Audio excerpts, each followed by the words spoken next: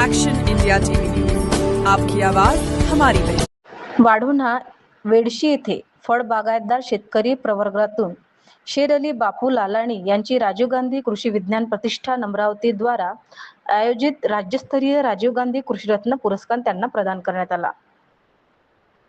वाढोणा येथील सामाजिक कार्यकर्ते, प्रगतशील शेतकरी, बागायतदार शेतकरी शेर अली बापू लालाणी यांचा राजीव गांधी कृषी विज्ञान प्रतिष्ठान अमरावती द्वारा राज्यस्तरीय राजीव गांधी कृषीरत्न पुरस्कार 2026 पुरस्कार देऊन गौरवण्यात आले।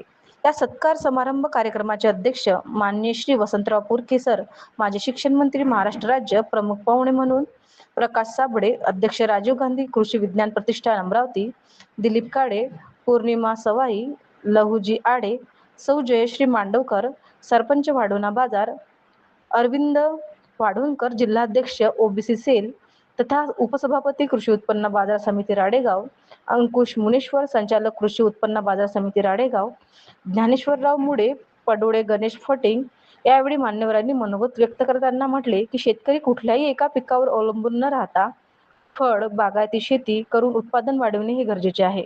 शेतकऱ्यांनी खरंच जर मेहनत करून व नियोजनबद्ध शेती केल्यास शेती शेतमावली शेतकऱ्यांना आत्महत्या करण्याची वेळ येऊच देत नाही।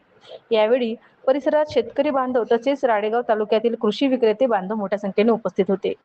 मुख्य संपादक विनोद माहुरेसह यवतमाळ जिल्हा प्रतिनिधी रवींद्र निवल।